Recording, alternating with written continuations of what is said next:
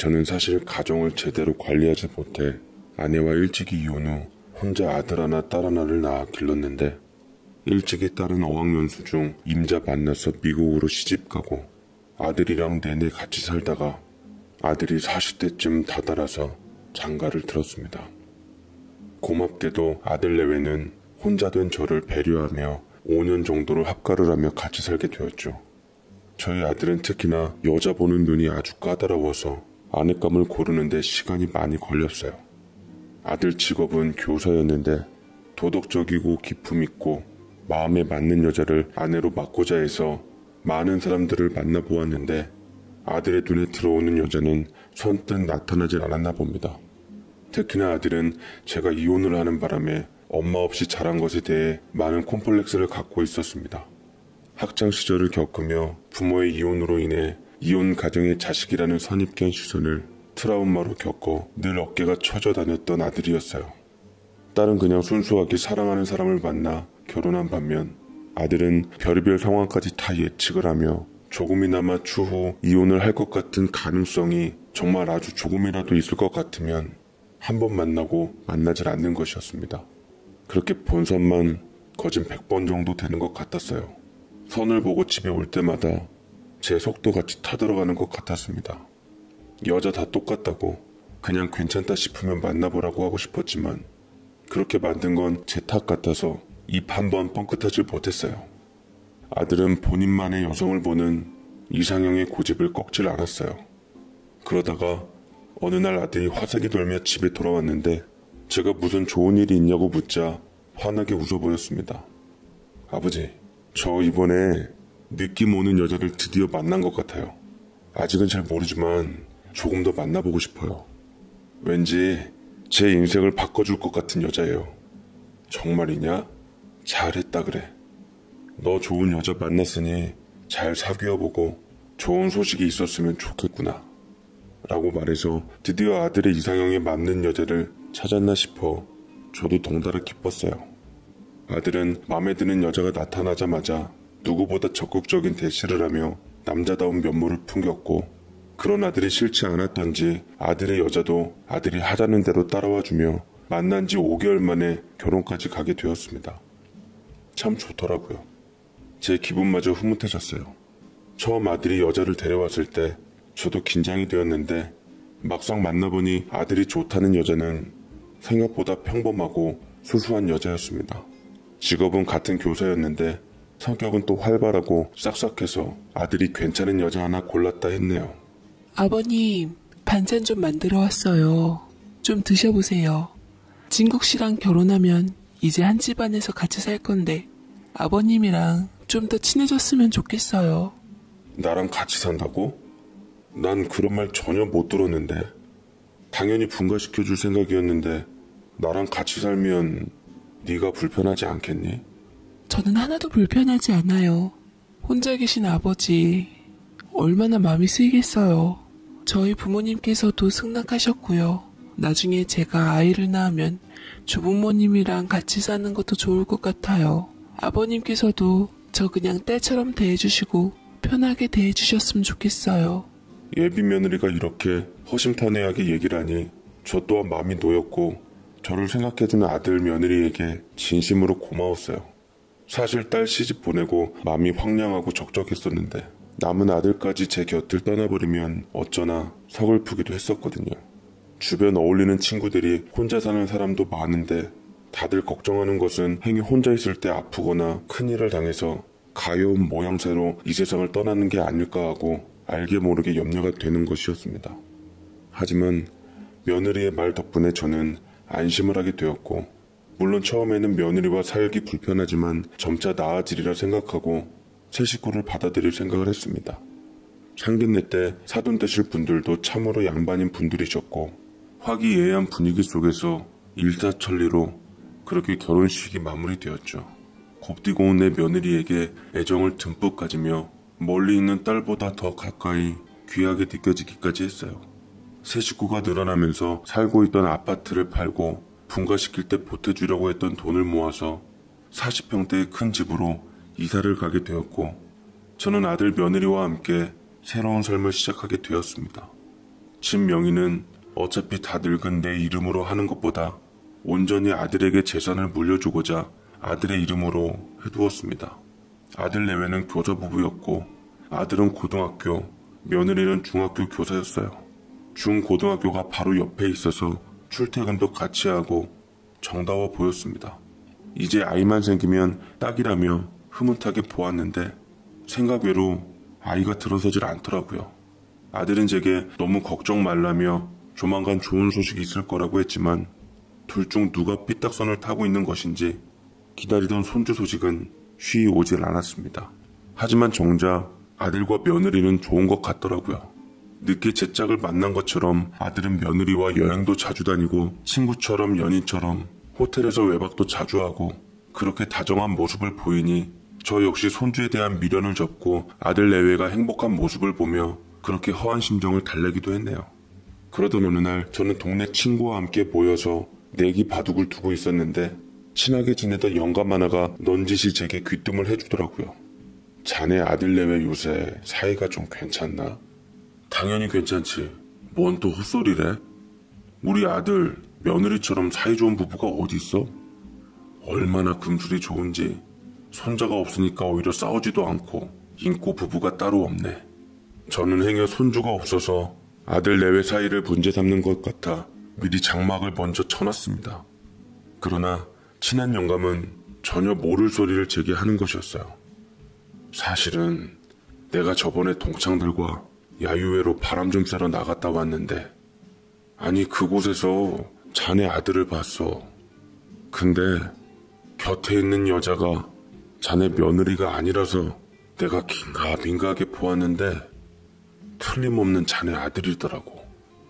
그 옆에 있는 여자와 보통 사이가 아닌 것 같던데 그래서 별 탈 없는지 내 물어본 걸세.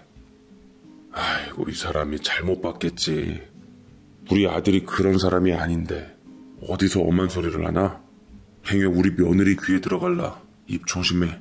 라고 한마디 하니 친한 영감은 끝까지 자기 말이 옳다며 분명 낯선 여자랑 함께 있는 사람은 우리 아들이 맞았다고 얘기를 그렇게 짓거려댔습니다. 아무리 생각해봐도 우리 아들이 그럴 녀석은 아닌데 하지만 또 딴의 생각을 하면 혹여 옛날 지엄마의 피를 받아 바람 유전자가 발동해서 며느리를 두고 다른 여자를 만난 건지 싶더라고요. 아니라고 믿고 싶은 상태로 저는 며느리의 퇴근이 좀 늦어졌을 때 아들한테 몰래 말을 해보았습니다. 친구가 너 나한테만큼은 솔직하게 얘기해봐라.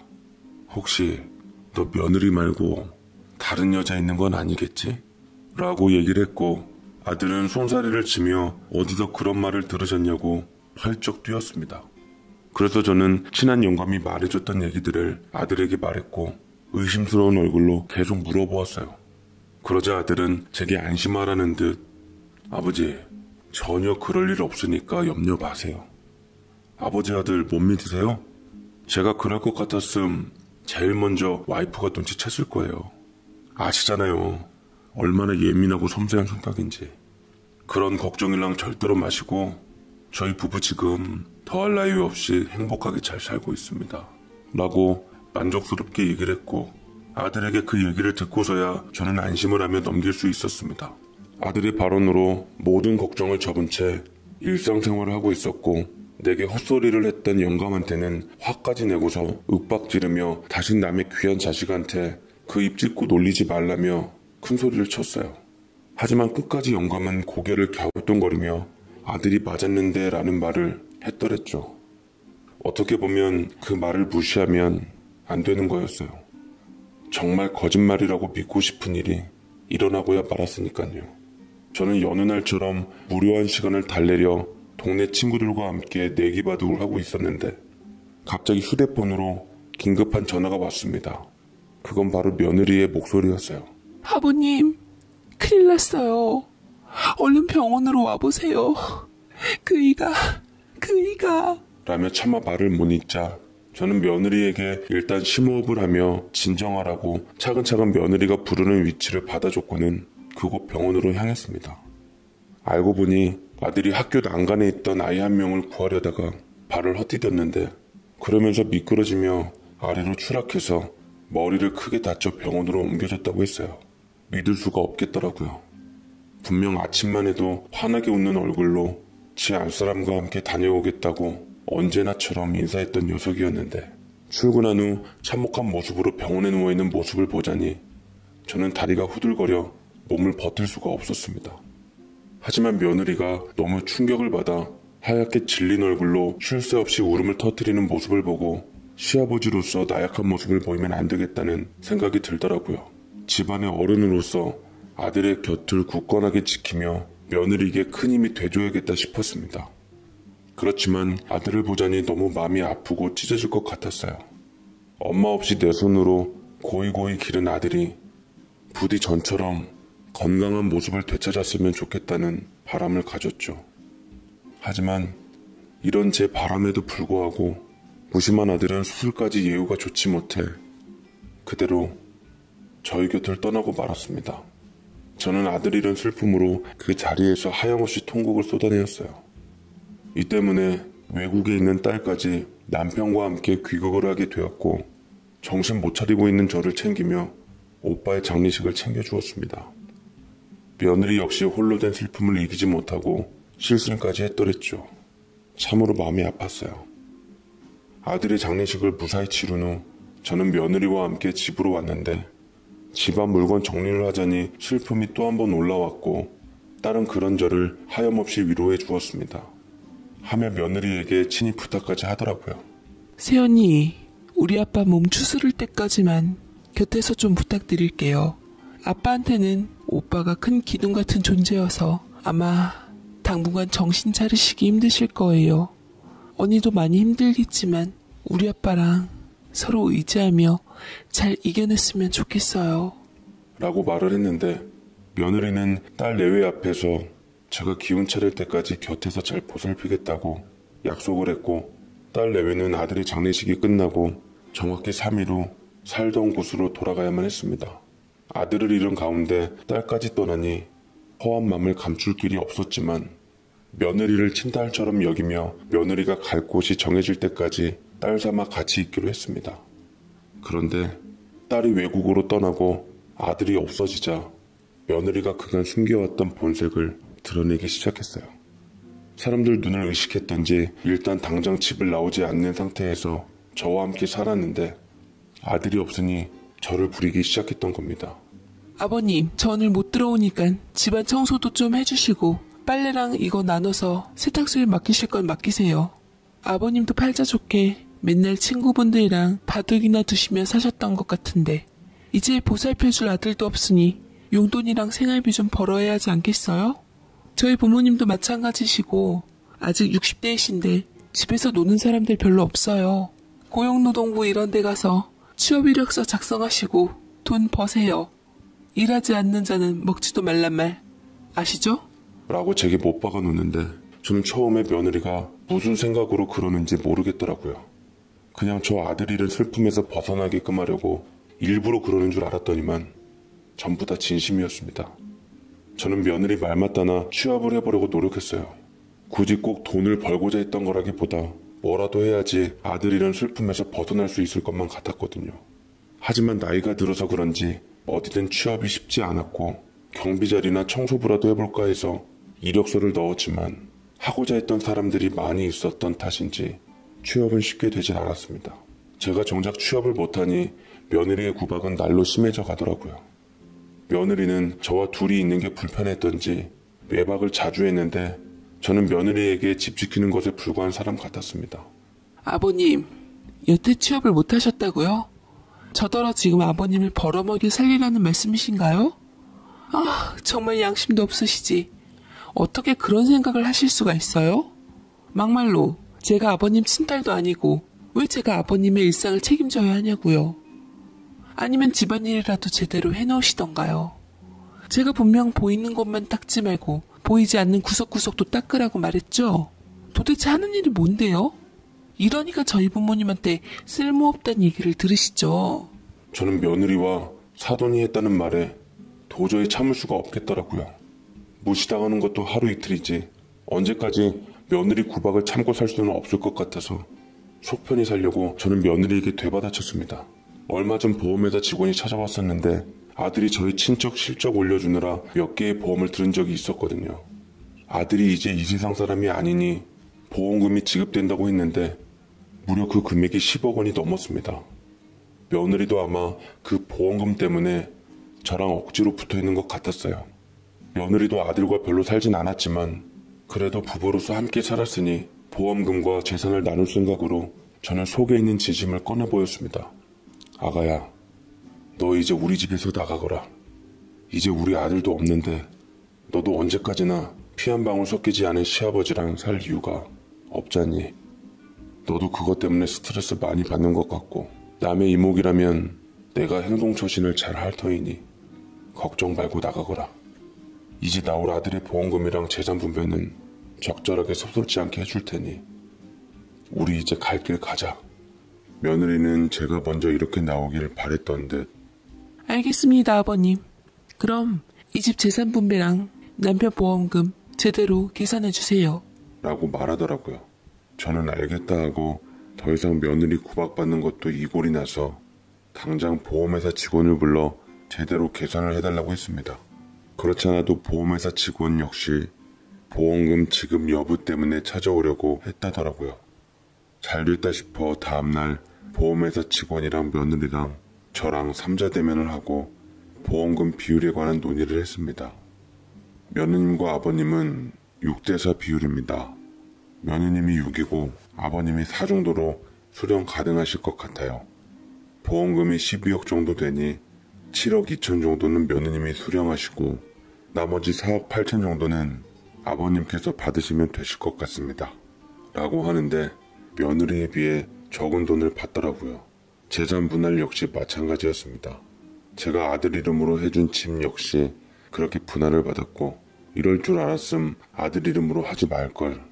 기껏 노후 준비하려고 뼈 빠지게 재테크한 돈을 며느리한테 다 간다고 생각하니 다소 억울하긴 했지만 이건 뭐 어쩔 수 없었던 만큼 법대로 하는 수밖에 없었습니다. 그런데 며느리가 보험회사 직원 앞에서 의문의 사진 한 장을 내밀었어요. 이게 뭔가요? 라며 보험회사 직원이 사진을 찬찬히 살펴보았는데 흠칫 놀라며 며느리를 쳐다봤습니다. 그 사진은 다름 아닌 초음파 사진이었어요. 설마 하는 마음에 저도 바짝 긴장을 하며 심장을 졸였고 며느리는 당당하게 말을 했습니다. 생각하시는 그대로입니다. 제 뱃속의 초음파 사진이고요. 이 아이는 제 남편의 아이예요. 남편이 죽기 전 제게 마지막으로 준 선물입니다. 아이의 목도 포함해서 6대4라는 보험금 배분을 한 건지 제고해 주시길 바랍니다. 라고 얘기를 하니 보험 설계사는 깊게 한숨을 쉬며 보험 약관을 살펴보고는 제게 무겁게 입을 열더라고요. 죄송합니다만 며느님께서 만약 뱃속에 아드님의 아이를 가지셨다 하시면 태아에게도 분명 상속권이 있기 때문에 전 재산은 모두 며느님과 뱃속 아이에게 가게 됩니다. 아버님께서는 재산 상속권에 대한 권리가 없으세요. 뭐라고요? 세상에 그런 법이 어디 있습니까? 태어나지도 않은 애인데 제가 상속권이 없다니요. 보험금뿐만 아니라 아드님의 재산에 대해서도 모두 며느님과 뱃속 아이의 몫이 될 겁니다. 안타깝지만 현행법이 그렇다고 알고 있어요. 저는 순간 머리가 멍해지며 어떻게 해야 할지 모르겠더라고요. 내가 일궈놓은 모든 재산은 아들의 행복을 위해 준비한 것이었는데 그것이 모두 며느리와 뱃속 태아에게 간다니 믿을 수가 없었습니다. 저는 설마 하니 뱃속 아기에 대해서도 의심이 가기 시작하더라고요. 어떻게 이제껏 안 되었던 임신이 갑자기 하루아침에 그것도 재산 상속을 한다니까 없던 아이가 생겼던 건지 도저히 이해가 되질 않았어요. 뱃속 아이가 아들의 아이가 아닌 것처럼 느껴지더라고요. 그렇지 않고서야 어떻게 딱 때마침 아이가 생겨난 건지 의심을 안 할래야 안 할 수가 없었습니다. 며느리는 제게 도끼 눈을 뜨고 기세등등하게 입을 열었어요. 자, 들으셨죠? 이 집과 제 남편이 들어놓은 보험금 수령액은 모두 저와 뱃속 제 아이 것이에요. 아버님께서는 이제 제 발로 나가주셨으면 좋겠네요. 그애 태어날 때까지는 나는 이 집에서 못 나가. 네가 다른 놈의 아이를 가지고 내게 우리 아들 아이를 가졌다고 수작질을 부리는 건지 누가 아냐? 애 태어나고 반드시 유전자 검사를 해보고 이상이 없다면 내가 순순히 나가겠다 라고 얘기를 하니 며느리 기가 막힌 듯 탄식을 내뱉더라고요. 환장하고 미칠 지경이었어요. 어쨌거나 당장 나가도 월세방 신세를 면치 못할 것이니 저는 월세를 준답시고 나가서 막노동이라도 할 기세로 그깟 푼돈 내고 네 뱃속아이 출생할 때까지 두 눈 치켜뜨고 노려보고 있을 테니 낳고서 얘기하자 했죠. 네, 저는 억울하게 조금이라도 미심쩍은 부분을 두고 이 집을 나갈 수는 없었습니다. 어찌됐든 아들과 제가 힘들게 평생을 모아 번 돈으로 마련한 거고 정말 며느리 뱃속에 있는 아이가 아들의 자식이라면 인정할 수 있었지만 만약 아닐 경우에는 악착같이 되찾아야지 하늘에 있는 우리 아들도 편히 눈 감을 수 있을 거라 생각했어요. 그래서 저는 아는 영감의 소개로 자전거로 운전해가며 배달 일을 했고 건당 돈을 받으면서 한 푼 두 푼 모아 내 집 월세살이를 하게 됐습니다. 보험금 수령을 받은 며느리가 행위 허튼 수작으로 뱃속 아기가 유산되었다느니 어쨌다느니 벌어지만도 못한 짓을 꾸밀까봐 유심히 지켜보며 감시했죠. 며느리는 그런 저를 하찮게 보며 어이없는 경멸의 눈초리를 쏟아내고는 했습니다. 그렇게 시간은 하루하루 흘렀고 다행히 며느리의 뱃속 아기도 무럭무럭 자랐습니다. 그런데 며느리가 노산이라 그런지 배가 조금씩 불러올 때쯤 여러 가지 힘든 일을 많이 겪는 듯 하더라고요. 입덧도 심하게 하는 것 같았고 임산부임에도 자꾸만 말라가는 게 같은 사람으로서 안쓰럽기도 했습니다. 생각만 하면 괘씸하긴 했지만 그래도 함께 살았던 정이 무서웠던지 내심 정말 뱃속 손주가 우리 아들의 아이면 내가 얼마나 천벌 받을 짓을 하고 있나 싶어 저는 동네 사람들을 수소문해 며느리를 위해서 임신에 좋다는 음식들을 아들 대신 사다 냉장고에 넣어놨습니다. 입덧이 너무 심해서 힘들어하는 며느리는 학교에 휴직계까지 내었고 문득 일을 다녀왔더니만 며느리가 냉장고에 채워져 있는 음식을 다행히 버리지 않고 먹고 있더라고요. 도가니탕이었는데 산모한테 좋다고 해서 아는 영감 와이프한테 돈 좀 주고 직접 푹 고아 끓인 것을 나눠놓은 것이었습니다. 먹기만 하면 입덧을 하던 며느리였는데 도가니탕은 아주 잘 먹더라고요. 저는 안심을 하고 제 방으로 들어갈 때쯤 며느리가 한마디 했습니다. 이런 음식들은 왜 넣어놓으신 거예요? 행여 이런 걸로 제가 마음을 바꿔 아버님을 내쫓지 않을 거라고 생각하신 건 아니시겠죠? 그런 생각 한 적 없다. 한때나마 며느리로서 내 딸처럼 여기던 네가 아이를 품고 힘들어하는 모습을 보니 마음이 안 좋아서 그런 것일 뿐 그 이상도 그 이하도 아니다. 나는 부디 뱃속 아이가 정말로 떠나간 내 아들의 아이라서 내가 순순히 이 집을 기쁘게 나가는 날이 왔으면 좋겠구나 라고 말을 한 후 천천히 방으로 들어갔습니다. 며느리가 제 행동과 말에 무슨 생각을 했든 모든 건 제 진심이 담긴 일이었어요. 정말로 뱃속 손주를 보고픈 할애비의 심정이 통했으면 하는 바람이었죠. 며느리는 조금씩 제게 배려를 해나가기 시작했습니다. 식사를 차리면 밥 한 공기와 숟가락 젓가락 한 벌을 더 놓으며 제 식사를 챙겼고 모집 말과는 다르게 제가 할 일들을 도와주고는 했어요. 며느리의 작은 친절이 이상하게 참 고맙더라고요. 며느리가 분명 이렇게 변한 데는 이유가 있을 거라 생각했습니다. 그토록 좋았던 부부관계가 하루아침에 이룰 수는 없다고 생각했습니다. 하지만 며느리와 그걸로 얘기를 잘못하다가는 좀 더 집에서 얹혀있겠다고 오해를 살 수도 있었기에 그런 게 싫어서 대화를 하루하루 밀어놓고 있었어요. 그리고 저는 여느 때처럼 며느리에게 월세를 주기 위해 배달 일을 하러 나갔는데 마침 동네 친한 영감네 집으로 배달을 하게 되었습니다. 영감이 제 꼴을 보더니만 혀를 끌끌 차더라고요. 아이고 어쩌다 이런 신세가 됐어 자네가. 아무리 바람핀 남편과 시아버지가 미워도 그렇지 이미 남편이 가버린 마당에 그래도 함께 산 정이 있는데 어떻게 학교 선생이라는 작자가 그렇게 모질어? 아휴 이럴 줄 알았음 내가 입방정을 떠는 게 아니었는데 라고 얘기를 하자 저는 얼핏 지나가다가 이게 무슨 일인지 싶어서 영감에게 상세하게 얘기를 듣고자 했습니다.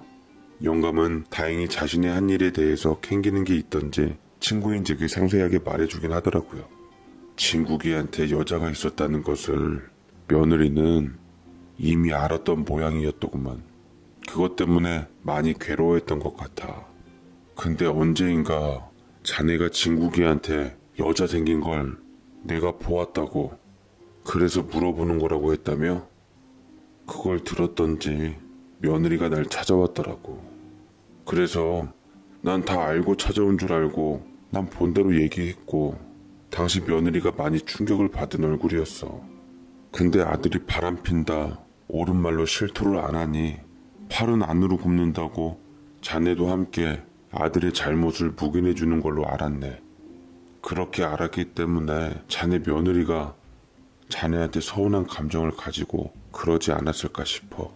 그치만 아무리 서운하기로써니 시아버지한테 이럴 건 또 아니지. 안 그런가? 라고 하는데 며느리는 나와 아들이 한 얘기를 엿듣고 아들의 외도를 봤다던 영감한테 진실을 확인하려 했던 겁니다.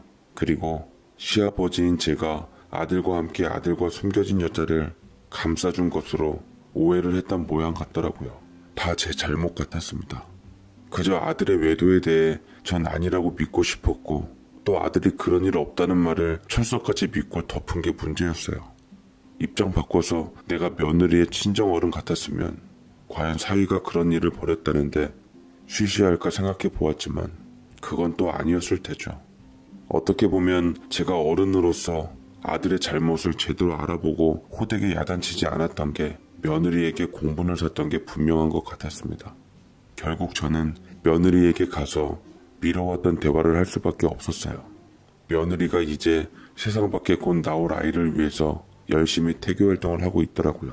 저를 보니 불편했던 며느리는 일어서서 방으로 돌아가려고 했고 다짜고짜 며느리를 붙잡고 사과를 할 수밖에 없었습니다. 미안하다 아가. 아무래도 네가 나에 대해서 오해를 한 모양이더구나. 난 정말 아들이 말한 대로 다른 여자와 아무 사이 아닐 줄 알았다. 무엇보다 너를 얼마나 사랑해서 결혼했는지 내 알기에 그 말을 철석같이 믿었던 것뿐이야. 근데 우리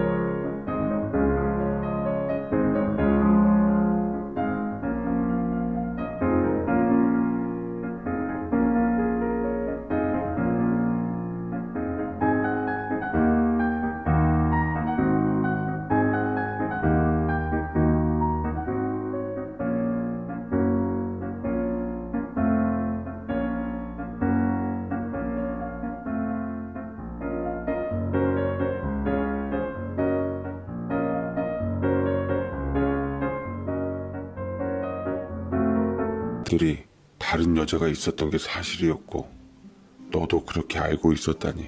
늙은 애비가 무지해서 아들 말만 믿고 널 힘들게 했구나. 어른으로서 시시비비를 가려 따끔하게 혼쭐을 내줬다면 너에게 큰 힘이 되었을 텐데. 내가 미안하다 아가. 그러자 며느리가 멈칫거리며 그동안 참아왔던 서러움이 복받쳐 올랐던지 눈물을 떨구기 시작하더라고요. 진국 씨를 많이 좋아했어요. 그래서 진국 씨가 아버님을 같이 모시고 살자기에 그렇게 받아들여 결혼했어요. 제가 아버님께도 잘하면 그만큼 절 더 아껴주고 사랑해줄 거라고 생각하고 아내로서 며느리로서 최선을 다했어요. 그런데 그 애가 다른 여자랑 바람을 핀 거예요. 제 사이에서 아이를 미루었던 이유를 알겠더군요. 영락없는 배신이었지만 제대로 된 증거를 잡기 전까진 차마 티를 낼 수 없었어요. 그걸로 진국 씨와 사이가 벌어지는 것도 싫었고 말 그대로 스쳐 지나가는 바람이려니 참았습니다. 그런데 우연히 집에 들어오다가 아버님과 그이의 대화를 들었는데 아버님 역시 그이의 바람 사실을 알고 있는 것 같더라고요. 근데 아들 말만 믿고 덮으려 하셨고 솔직히 아버님이 더 진국 씨보다 미웠어요. 제가 아버님한테 어떻게 했는데요? 절 딸로 여긴다 하셨으면서 어떻게 그럴 수가 있으시냐고요. 며느리는 그동안 참아왔던 얘기를 터뜨려 버렸고 저는 미안함에 어쩔 줄 몰라 했습니다. 사실은 그 와중에 어떻게 애를 가졌냐고 물어보고 싶었지만 며느리에게 죄인이 된 것 마냥 그것마저 물어볼 수가 없겠더라고요. 저는 며느리에게 나 역시 진짜 아들이 바람피는 줄 몰랐다고, 애비가 자식의 말을 안 믿으면 누가 믿냐고, 나도 어쩔 수 없었다고 그 심정 헤아리지 못해 미안하다 말했습니다. 그러자 며느리는 제게 궁금했던 점을 풀어주더이다. 저 사실 진국 씨랑 이혼하려고 했어요. 그래서 이혼 서류까지 다 작성했는데 진국 씨가 이혼만큼은 절대 안 된다며 아버님한테 상처 줄 수 없다고 말하더군요. 그래서 제가 끝까지 못 살겠다고 하니 궁여지책으로 제게 아이를 갖게 한 거예요. 그리고서 끝까지 이기적이게 자기는 호련히 떠나버렸죠. 나와 아이만을 남기고. 정말 그 사람 나쁜 사람이에요. 라고 아들에 대한 원망을 쏟아부으며 통곡을 해대었어요. 저는 그런 며느리를 진심을 다해 미안하다고 사과하고 위로해 주었습니다. 며느리와 모든 오해를 풀게 되었고 저는 차마 며느리에게 미안해서 그 집에 함께 있을 자신이 없어 며느리와 손주에게 모든 것을 주고 나오기로 했어요. 제가 정작 이렇게 대하며 짐을 꾸리니 만삭의 며느리는 제게 봉투를 하나 내밀더라고요. 아버님이 많이 밉지만 그래도 연세 드신 아버님 차마 정이 있어 무일푼으로는 보내드리기 어려울 것 같아 전세 얻을 돈 2억 정도 넣었어요. 진국 씨 죽음으로 부부간의 인연은 끝났지만 어디서든 행복하게 잘 사시길 바랄게요.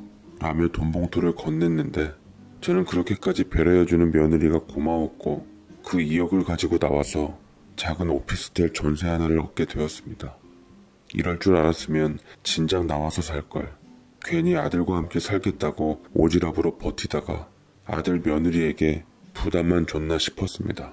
며느리는 아이에게 미국 영주권을 주고 싶다며 전 재산을 팔고 정리한 뒤 미국으로 가는 바람에 결국 손주 태어난 얼굴은 보지도 못하게 되었습니다.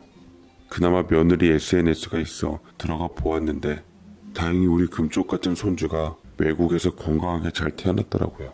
손주를 건강하게 낳아준 며느리에게 아들의 목까지 고마웠습니다. 아들이 살아있었으면 얼마나 좋았을까. SNS에 있는 사진을 보고 눈시울을 붉혔죠. 신생아라서 얼굴이 잘 형성되지 않아 누굴 닮았는지는 모르지만 하여튼 아들의 핏줄이라는 것만으로도 기특하고 예뻤습니다. 하지만 그 후 SNS가 바로 닫혀버려서 저는 손주를 볼 길이 없게 되고 말았습니다. 사돈 어른들한테 물으니 언제 돌아올지 모른다는 말로 회피하고 손주와 제가 생이별한 느낌이 들더라고요. 하지만 어미의 뜻이 그러니 어찌합니까? 보고 싶고 그리운 손주였지만 가슴에 품을 수밖에 없었어요. 그렇게 시간이 흐르고 저는 다시 처음부터 시작해서 친한 영감 소개로 경비 일을 맡아 아파트 경비원으로 취직하게 되어 하루하루 바쁘게 살아가게 되었습니다. 몸이 힘들고 바쁘다 보니 고된 현실도 있게 되더라고요. 그렇게 몇 년 동안 최선을 다해 살아갈 무렵 딸에게 전화 한 통이 왔습니다. 근데 평소 하던 안부전화답지 않게 목소리가 무척 심각해 보였어요. 그리고 저는 딸의 말을 듣고 그 자리에서 다리가 후들거려 무릎을 꿇고 말았습니다. 아빠, 참 세상 좁다더니 세연이 있잖아. 얼마 전 내가 사는 한인 동네로 이사 왔더라고. 우연히 마주쳤는데 처음에 긴가민가 해서 보는데 세연이가 틀림없는 거야. 알고 보니 교포의사랑 재혼했더라고. 근데 그 사이에 아들 하나가 있어서 처음에 세연이가 오빠애를 낳았다길래 내 조카인 줄만 알고 있었는데 근데 이상하게 오빠랑 하나도 안 닮고 새아빠인 교포의사랑 똑같이 닮은 거야. 느낌이 뭔가 쎄해서 아는 사람을 통해 그의 머리카락을 구해 나랑 유전자 검사를 해봤더니만 맞질 않아. 친족이 아니라는 거야. 그애 오빠 아들이 아니라고. 내가 아빠한테 증거 서류 보낼 테니까 세연이한테 뺏긴 오빠의 보험금이며 재산이며 다시 찾아와 아빠. 라고 얘기를 하니 저는 머릿속이 백지장처럼 새하얘지면서 딸이 보낸 서류는 얼마 안가 제 손으로 돌아오게 되었고, 아니나 다를까 서류를 확인해 보니 며느리가 낳았던 아이는 우리 집안의 아이가 아니었습니다. 딸의 말처럼 우리 피줄이 아니었던 거죠. 배신감에 온몸이 부들부들 떨렸던 저는 인두껍을 쓰고 어찌 이런 죄를 저지르나 싶어서 당장에 변호사를 찾아갔고, 몇 년 전에 넘어갔던 재산과 보험금에 대한 고소를 하며 재산 추징을 했습니다. 그리고 다행히 며느리 새남편이 능력 있는 의사인 덕분에 행여 소문 빠른 한인사회에서 한국에서의 불미스러운 소문으로 병원에 타격을 입을까봐 그때 빼앗겼던 보험금과 아들의 전 재산을 모두 돌려받을 수 있었어요. 엄한 사실을 발설하지 않겠다는 각서와 함께 일부 위자료까지 지급받을 수 있었습니다. 며느리 곧 발칙한 것은 끝까지 저를 만나 자기가 쇼한 것에 대한 사과를 하지 않더라고요. 미국에 있는 딸의 말을 들어보니 여전히 병원 운영을 하고 있다던데, 소문이 아예 안 날 수는 없었던지 자기가 입 한 번 뻥끗을 안 했어도 이미 소문이 났다고 하는데, 그래도 병원 운영은 나쁘지 않게 되었나 보더군요. 생각 같아선 확 망해버렸으면 좋겠으나 세상 뜻이 맘같이 되진 않으니 부디 하늘이 있으면 그런 못된 며느리 세상에